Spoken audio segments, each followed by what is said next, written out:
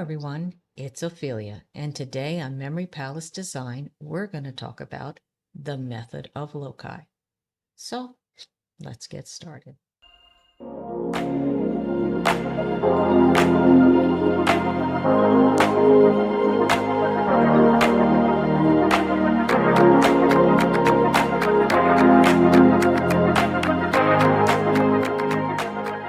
Okay, so far we've been attaching icons or pictures to words or groups of words and placing those items or icons in a particular location on our island. Today, we're going to talk about the method of loci, which focuses more on the location than on the items that we're placing there or what are placed in those locations. And the reason for this is the original way the memory palaces were designed. They were started with a location, and then you attached information to it either directly or with a bunch of imaginary items, or you would place items in a particular place, whatever. But we're going to talk about why the location, the fixed location, is so important. That's where we're going to start today.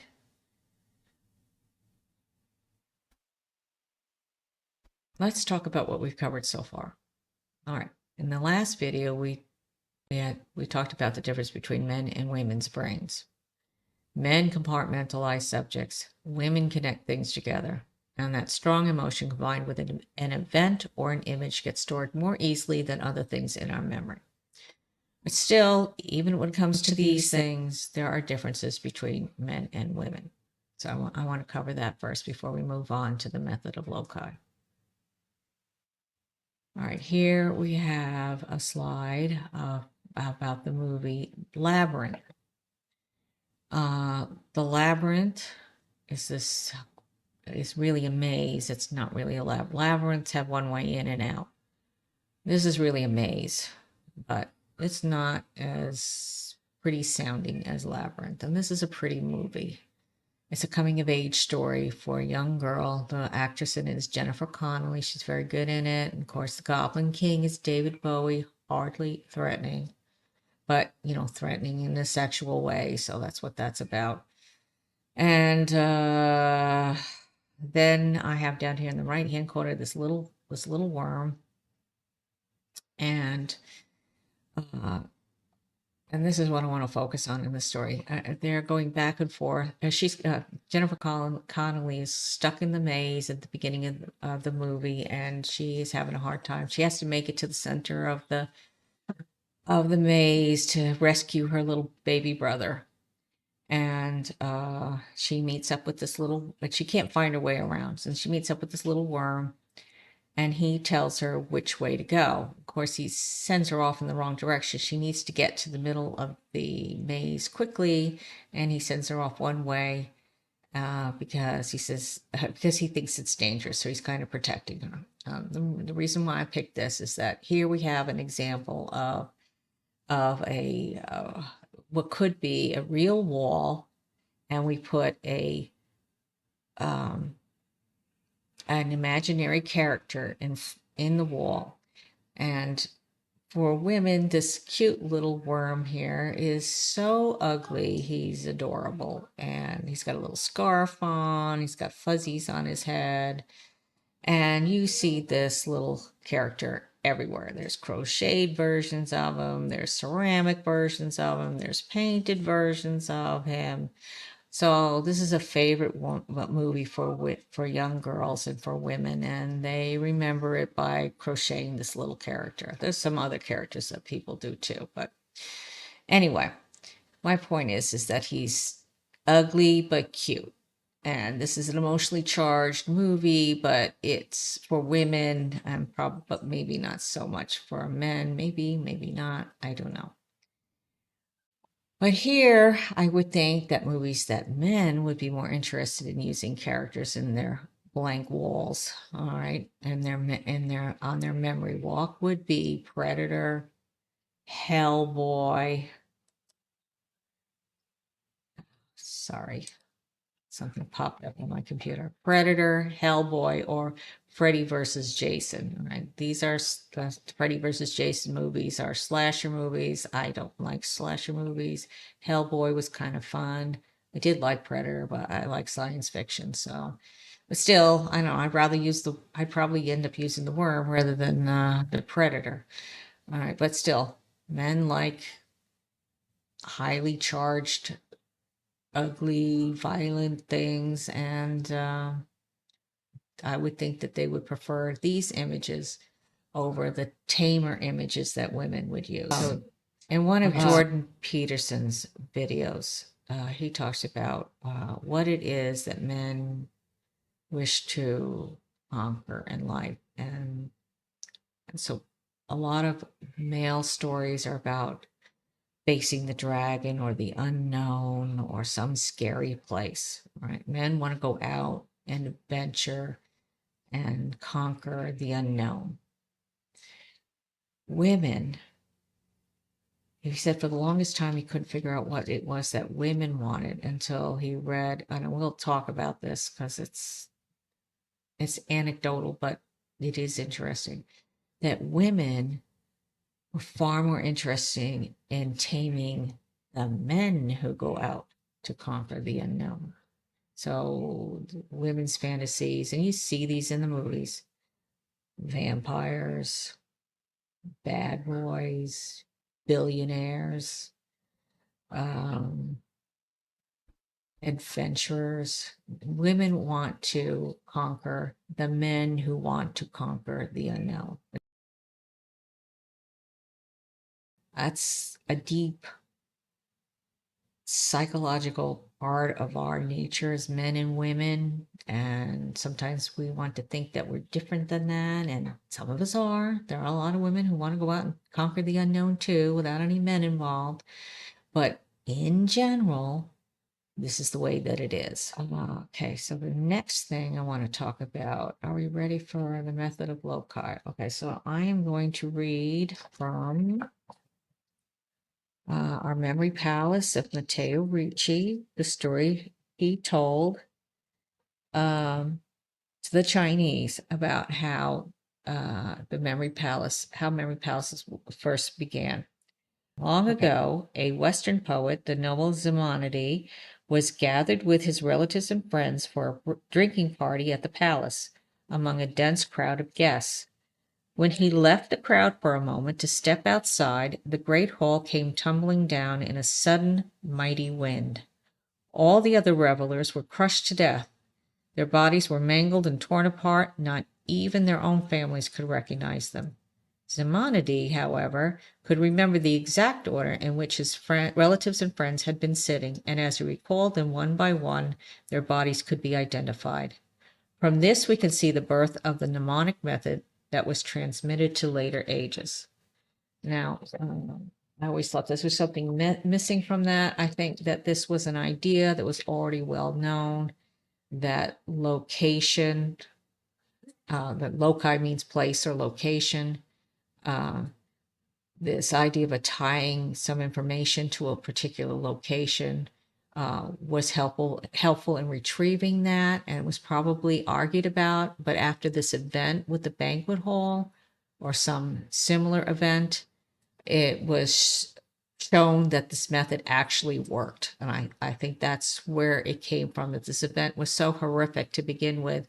And then it cemented the idea that that memory and spatial location were tied together in some way in the memory.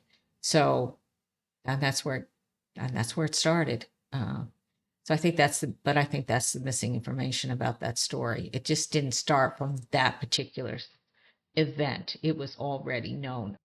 We have this image here. I can't find where this originated from. This from an old illustration from some book. I may have it somewhere. I found it. I don't I don't know where this comes from. So we'll have to figure out that later on. But anyway, it depicts Simonides, at the banquet hall. He's left the banquet hall, and you see on either side of him are two young men. They are supposed to be Castor and Pollux. They're the twin gods. And another version of the story goes that the king was saying something derogatory about Castor and Pollux, or Simonides, I don't know, in relation to Castor and Pollux, and that they came and called him out. And as they left, the three of them left, the building fell down. Okay, and that's how he escaped. That is just an embellished story, so, but interesting. So sometimes you hear it that way. All right, so what is the method of loci? All right, we've talked a little bit about it. We've done it backwards. I've done more association and taking an item and putting it in a place rather than identifying a place and then putting the item in it. All right, so let's talk about that. Okay, so what they do is they take, let's say in a house, like here we have some items behind me. I'm going to identify places or locations that I want to use. So the first one that I want to use, still trying to get this down, is the turkey decoration behind me. We're going to call that the first place, what's on the top of that table right there. Okay. The second location is my hutch behind me here.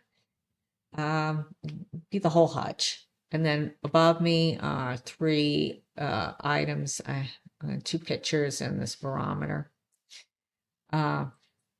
So first place, second place, third place. All right. The reason why we do this, or people who are building memory pals might start with a location first, is that then the same memory palace can be used for multiple subjects. All right. So I have an article here about a memory champion. She has, this is from Neuropsych last year, 2023. Okay, so she explains how she memorizes 1,080 numbers in 30 minutes. That's a lot of information. Now, if you read the article, you find out she has a really good memory to begin with. If she sees a person and is told their name, she doesn't even have to use a memory palace. She says that's in there forever. It just goes straight in. So she has a phenomenal memory. We don't all have a phenomenal memory. Okay. But still, she talks about the techniques that she uses. She uses a version of the major system called the Bend system. To memorize numbers, and she has already memorized an item for the first 1,000 numbers. So from 0 to 999, she has an image for each one of those numbers. So if she has to memorize a long string of numbers, she memorizes them in groups with the word image associated with those numbers. All right. So how that happens is if she has a long string of numbers, she can then make a string of images with three numbers together, right? Because it's the first, she's memorized up to 3 digits of different items. This is sometimes that gets missed when people are talking about memory palace. What training is getting this huge inventory of images that you can associate with different things. This one is a number imagery. You can do it for different things like that. But part of the training for a memory palace is this collection of images. We have moved away from, I think, because we don't draw as much anymore. We read or we watch, we see films or whatever, but we don't really look at things and associate things with them as people used to do in the past. All right. Things are very much more impersonal, I think. This is part of memory training, is to choose an image to associate with a particular thing and then build upon that. Right. And that's where the training comes in. This takes a very long time. But the advantage of using location first is that you, on the fly, you can start shoving stuff into these places. So if you are at a a gathering where you need to remember people's names and faces, or they tell you things that you need to remember, you can start sticking them into a ready-made memory palace that's just sitting there waiting. Okay. Again, lots of training to do this. So she calls it a lot of fun. I agree. Memory palaces are a lot of fun, whatever level that you're working on. Another thing is method of loci. When we talk or we start listing things, we say in the first place, in the second place, in the third place. It seems to be related to this memory, this method of loci. So my first location is the first place. My hutch is over here, and my third place is up here. So if I want to organize material in the way I want to present them, it has to go this one, and then up here. Trying to make dinner again. Keep forgetting to turn that off. Moving on. Now we're going to talk about talents in memory. All right, so here we have a normal Gaussian distribution or bell curve. Now, I don't know whether this is the way the distribution of ability to memorize things is distributed over our population. But let's think of it this way. Here on this end, you have people with very, photographic memories. They read something once and they can read it, they can spit it back out at you. And then at this other end, you have people with very low visual memory. All right. I had a man that who was my boss in an engineering firm, and he had a very low visual memory. He said it would take him, if he had to draw out everything that was in the office that we were in every day, that it would take him about 3 weeks to get everything, to remember where everything was. You see, he just couldn't. He just had no visual memory at all. But yet, he could look at a string of numbers and see the outliers without graphing them, whereas I would have to graph them to see the outliers. I have to see it. If you told him something, he didn't have to go and see it, the thing working. And I'd have to go see it. I have to go see it that it was actually doing what I have to do. And these kinds of things did not concern him. He had a different way of memorizing things. This kind of threw me. I was very young at the time. I thought everybody had the same kind of memory, remembered things the same way, pretty much thought the same way about things. And it was the first time I realized we all have different types of ways of thinking, different abilities, and different ways of perceiving the world. All right, so this is something to think about. How do you remember? Do you recognize the male-female differences that we've talked about? And again, I'm using male, female. There are plenty of men who can associate with everyday things, and there are plenty of women who like to compartmentalize. Everyone has a different visual memory. Do you see, can you just see pictures? Do you see things moving in your memory like a film? Do you remember in color? Are your memories detailed? Can you remember, like if you see a bureau or the things on the bureau, can you remember what was on it? That type of thing. And then auditory memory. Sometimes people remember individual sounds. Some people can't, but other people can't even remember what the sound of a friend. They don't. That's not something that they can remember. I have trouble with direction of sounds. I don't know why, but sounds sometimes seem to come from a wholly different direction than where they are actually coming from. Then there are people who can remember whole symphyses, including crowd noises at a particular event. And then you've got two other senses. You have taste and smell, and the smell of a skunk, the smell of an egg, the taste of ice cream, the taste of chocolate, these things, these differences can also be used in building your memory palace. And they will make a difference about how you go about remembering things and how you want to associate information with those things. All right, we've also in the past talked about the 3 ways to build using a totally physical place, which is what we're talking about with the method of Loci, or we can create a place in our imagination, or we can use a mix of the real and the imagination. So we've been doing a lot of that. Okay. We haven't talked about memorizing like a book or something or a poem or anything like that. I'm going to attach this video. There's going to be a link to the video in the description below. This is from Vox.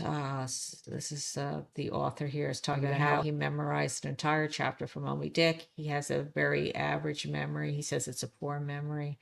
And he talks about the method of Loci and how he, at every point in the book, he tried to visualize the scene. And then he actually did complete the memorization of an entire chapter. He said it was the shortest chapter in the book, but it was still an accomplishment for someone who'd never done that before. Some people want to know exactly how many images that he had, but that really wasn't discussed here. But we'll talk about that too. I mean, you still have to memorize the words that are in the book. That comes from, repetition. If you can't memorize it on first reading it, if you don't have that talent, you're going to have to repeat the words over and over again. But to remind you how to go to the next section or the next paragraph, he's used these images. He's created these images in his apartment. And this is one of them. And then somebody's crying uncontrollably as somebody's wake. It's somebody in a white suit. He's crying. And there's a memorial wreath that he's drawn out to show you how he remembered that particular part of the chapter. All right, so that was a pretty good example. So there's one place on each of the Animal Crossing islands that has a fixed walking path with fixed images. Now you have to collect those images and give them to Blathers, the owl, who's the curator of the museum. But once they're in there, they are all in the same spot. You can't move them around. So they'll always be the same, and you could practice using that if you would like to have something that's ready-made for the method of Loci. All right. There are 5 sections off this main entranceway in the museum. This is Brewster's Cafe. This is the art gallery. The aquarium is off to the right with fish and sea creatures. And then bugs and insects to the left.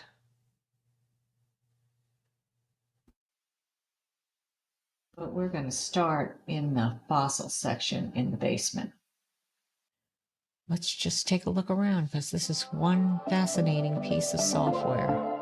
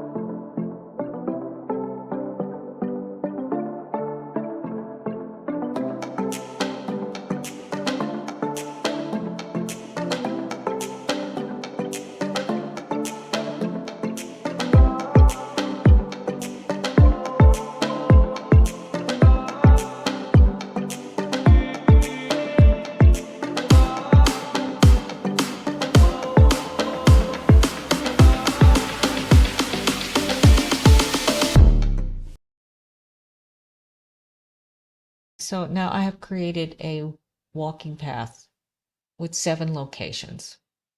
All right. And they are still item first, really, but they're groupings, and it is a walking path. So to give you another example of images with information. All right. We'll go through the ruined arch, okay? And we come to this first group where it's pointing with an arrow. So that's a direction signpost. And then I have those 3 logs states. They do represent something in this first group. But here basically is my first grouping. It's the bubble machine, the tiki torch, the food on the table, and the fountain on the right-hand side. So that's place 1, first place. Second place is this grouping here. It's been here for a while. It's the sword and the stone, and tribal head, and the Statue of Liberty. Now we're going to go over to the third place. And that's going to be the beehive, the noble clothes, and the money tree in the back. That's my third place.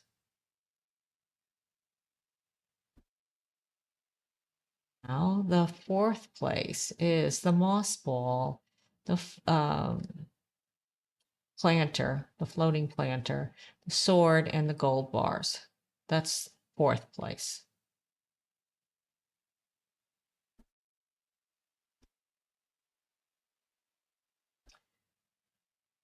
Fifth place, I'm going to sit on this little tire. It's the album cover, the barrel, another moss ball. That's the third. That's the fifth place. Sorry, fifth place. Sixth place is actually the ruined arch and the tiny library behind it. That's my sixth place.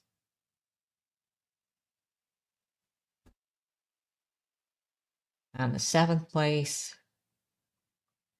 is right here again at the beginning. We see the blossom lantern. I decided to use that here. And a ring box with a ring in it.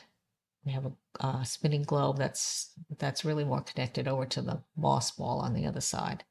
So it's really the blossom lamp and the ring box on the mushroom stump. And so those are my 7 places. And we've already covered a lot today, so I'm not going to go over what exactly these things mean. That will be a separate video. And I'll be doing that real soon, probably once the snow falls here. But before we go, it's Thanksgiving on Memoria. So let's take a peek at what our animal friends are doing. I don't think they're eating turkey today.